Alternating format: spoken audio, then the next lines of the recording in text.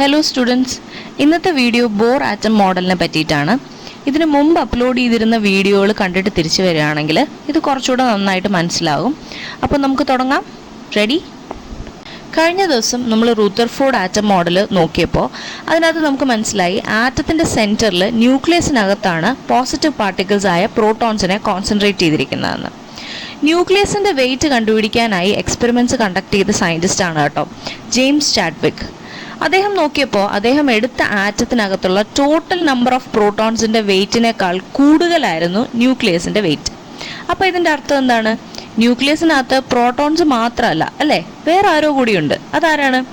അങ്ങനെ സയൻറ്റിസ്റ്റുകൾ മൂന്നാമത്തെ sub atomic പാർട്ടിക്കിളിനെ കണ്ടുപിടിക്കുകയാണ് neutron. ന്യൂട്രോണിന് മാസും ഉണ്ടായിരുന്നു, അത് ന്യൂട്രലുമായിരുന്നു, പ്രത്യേകിച്ച് യാതൊരു ചാർജും ഇല്ലാത്ത ഒരു പാർട്ടിക്കിൾ. അങ്ങനെ നമ്മുടെ തേർഡ് സബ് അറ്റോമിക് പാർട്ടിക്കിൾ നമ്മൾ കണ്ടുപിടിക്കുകയാണ്. എന്താണ്? ന്യൂട്രോൺ. ന്യൂട്രോണിൻ്റെ കണ്ടുപിടുത്തത്തോടുകൂടി planetary model of atom outdated ആയി. പുതിയൊരു മോഡൽ സജസ്റ്റ് ചെയ്യാൻ മുമ്പോട്ടെത്തിയ സയൻറ്റിസ്റ്റിൻ്റെ പേരാണ് നീൽസ് ബോർ. അതുകൊണ്ട് തന്നെ അദ്ദേഹത്തിൻ്റെ ആറ്റം മോഡലിൻ്റെ പേരാണ് bore atom model. Bore atom മോഡലിനെ സംബന്ധിച്ച് നമ്മൾ ചില കാര്യങ്ങൾ ഓർത്തിരിക്കേണ്ടതുണ്ട്. അതിൽ ആദ്യത്തെ കാര്യം എന്ന് പറയുന്നത് centre of the atom is the nucleus. നമ്മുടെ പ്ലാനറ്ററി മോഡലിൽ പറഞ്ഞ അതേ കാര്യം തന്നെയാണ്. ആറ്റത്തിൻ്റെ സെൻറ്ററിൽ ന്യൂക്ലിയസ് ആണ്, പക്ഷേ അതിനകത്ത് പ്രോട്ടോൺസ് മാത്രമല്ല, പ്രോട്ടോൺസും ന്യൂട്രോൺസും കൺസിസ്റ്റ് ചെയ്തിരിക്കുന്നു.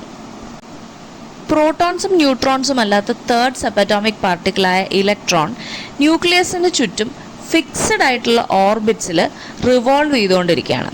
ഈ ഓർബിറ്റ്സിനെ, അതായത് ഈ ഫിക്സ്ഡ് ആയിട്ടുള്ള ഓർബിറ്റ്സിനെ ബോർ വിളിച്ചത് സ്റ്റേഷനറി ഓർബിറ്റ്സ് എന്നാണ്.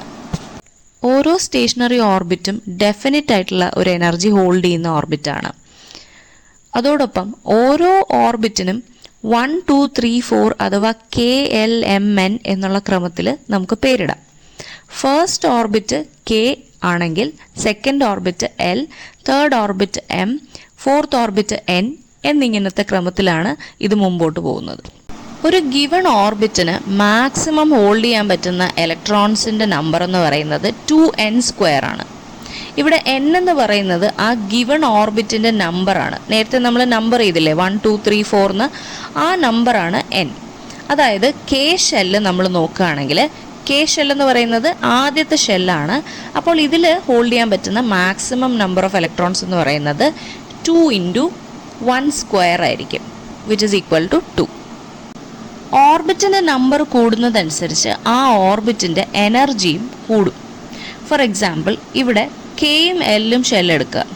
കെ ഷെൽ ഫസ്റ്റ് ഷെല്ലും എൽ ഷെൽ സെക്കൻഡ് ഷെല്ലുമാണ് അല്ലേ.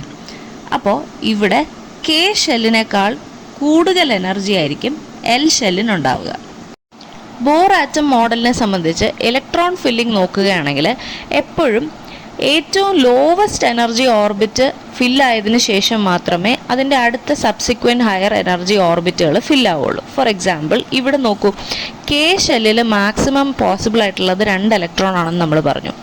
ആ 2 ഇലക്ട്രോൺ കെ ഷെല്ലിൽ ഫില്ലായതിനു ശേഷം മാത്രമേ ബാക്കിയുള്ള ഇലക്ട്രോൺസ് എൽ ഷെല്ലിൽ ഫില്ലാവും.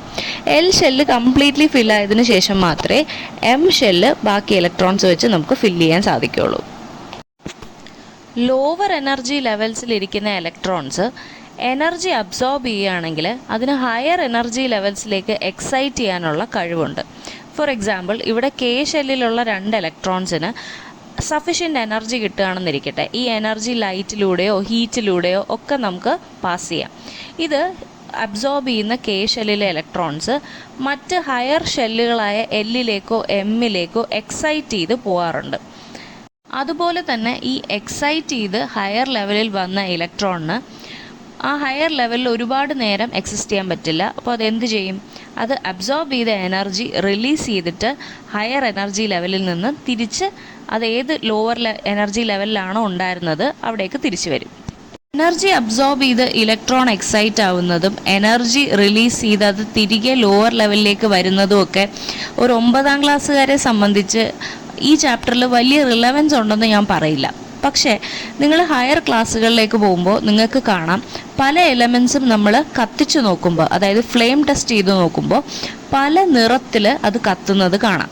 ഇതിൻ്റെ റീസൺ എന്താണെന്ന് വെച്ചാൽ ഈ ഇലക്ട്രോൺസ് നമ്മൾ ഹീറ്റ് ചെയ്യുന്ന ഹീറ്റ് എനർജി അബ്സോർബ് ചെയ്ത് എക്സൈറ്റ് ചെയ്യുകയും തിരിച്ച് ആ ഇലക്ട്രോൺ ഗ്രൗണ്ട് സ്റ്റേറ്റിൽ അല്ലെങ്കിൽ ഗ്രൗണ്ട് ലെവലിലേക്ക് വരുമ്പോൾ അത് എനർജി എമിറ്റ് ചെയ്യുകയും ചെയ്യുന്നത് പല എനർജി ലെവൽസിലാവുമ്പോഴത്തേക്ക് പല ടൈപ്പ് കളേഴ്സ് കാണിക്കുന്നതാണ്. അപ്പോൾ ഇതാണ് ബോർ ആറ്റം മോഡൽ. നമ്മൾ ഇനി വരുന്ന ക്ലാസ്സുകളിൽ ബോർ ആറ്റം മോഡലിൽ നമ്മൾ ഇന്ന് പഠിച്ച പോയിൻറ്റ്സ് യൂസ് ചെയ്ത് ഒരു ആറ്റത്തിൻ്റെ ഇലക്ട്രോണിക് കോൺഫിഗറേഷൻ എങ്ങനെ എഴുതും എന്ന് പഠിക്കുന്നതായിരിക്കും. Stay tuned. Thank U.